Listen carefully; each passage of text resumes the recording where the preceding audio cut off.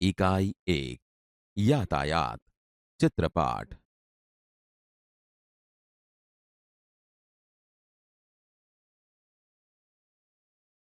विद्यार्थी मित्रों, आपने बगीचे को देखा होगा। आज हम फिर से बगीचे की सैर करने के लिए जाएंगे। अरे, आप मुझे पहचानते हैं कि नहीं? मैं गोरैया हूँ। आप मुझे चकली के नाम से पहचानते हैं, लेकिन अब मुझे गोरैया कहकर बुलाना। चलो, तो हम इस बगीचे में कौन कौन से फूल है और फूल नहीं है, यह देखते हैं।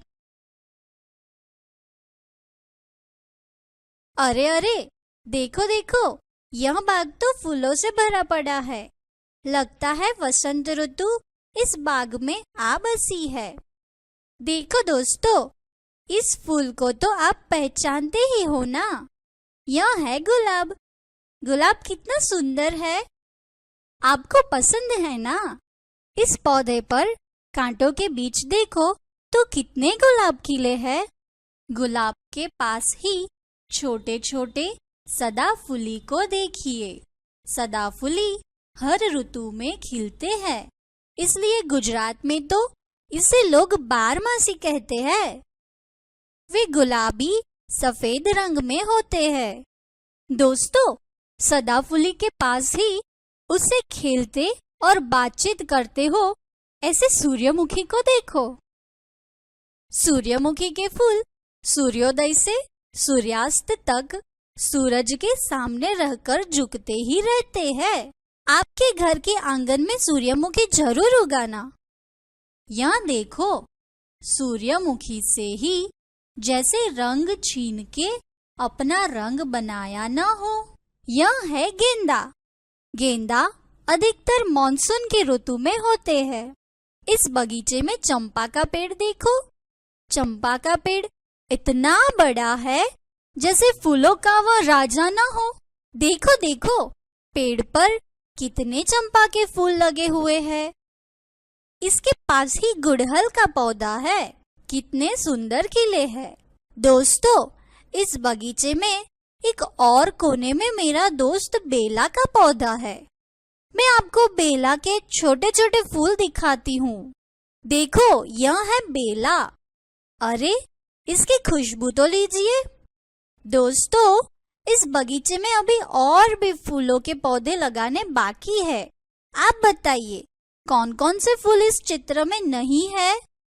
एक काम कीजिए, आप अपनी वर्कबुक में इसकी यादें कीजिए और मैं अपने घर जाकर आती हूँ।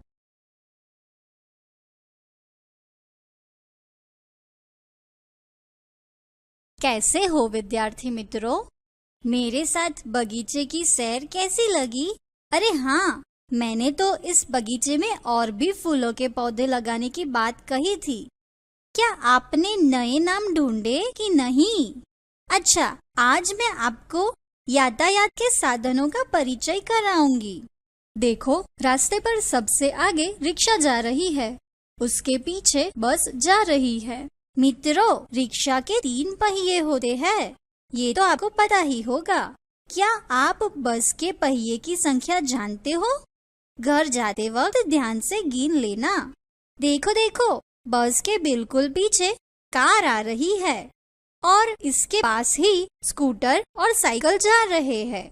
दूर देखिए, एक ट्रक माल सामान भर के चला आ रहा है। आगे तो देखिए, पटरी पर एक ट्रेन छुक छुक करके आ रही है। अरे जल्दी जल्दी देखो, ऊंचे आकाश में एक विमान यहाँ से गुजर रहा है। दोस्तों, यातायात के रोड पर और हवा में उड़ने वाले विमान को देखते देखते अब तो हम समुद्र किनारे पहुँच गए। समुद्र में क्या क्या तैरता दिखाई दे रहा है। अरे, मेरी आंखें तो बहुत छोटी है, आप भी देखिए। देखो, एक छोटी सी नौका तैर रही है। पास ही में एक जहाज तैर रहा है। दोस्तों, आज मैंने आपको यातायात के कई साधनों का परिचय करवाया है। अभी और भी साधन आपने देखे होंगे जो मैं आपको नहीं दिखा पाई हूँ। आप अपनी वर्कशीट में ऐसे साधनों की यादी बनाइए। अगली बार मैं आपको उसे भी दिखलाऊंगी। विद्यार्थी मित्रों, देखिए, यह रेल का टिकट है। रेल का टिकट बस की तरह हमें रेल में नहीं मिलता। रेल का टिकट रेलवे स्टेशन से लेना पड़ता है। देखिए, रेलवे का टिकट कहां से कहां तक का है, आपको देख के बताना है।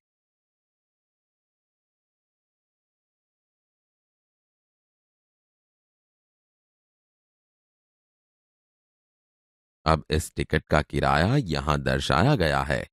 आप बताइए, टिकट में कितना किराया लिखा है?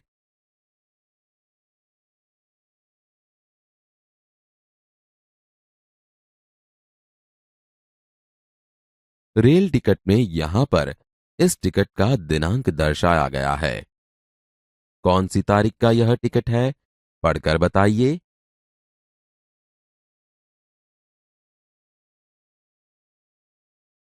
विद्यार्थी मित्रों, देखिए, यह बस का टिकट है। बस कंडक्टर हमें बस का टिकट देता है। टिकट देखिए, यह टिकट कहां से कहां तक का है, आपको देख के बताना है।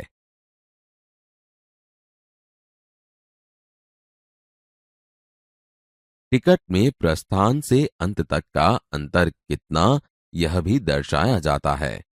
आपको देख के बताना है।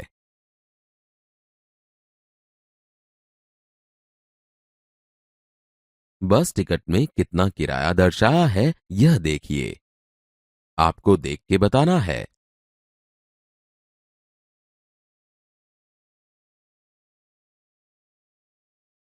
रामू नाम का एक चरवाहा रामनगर नाम के गांव में रहता था।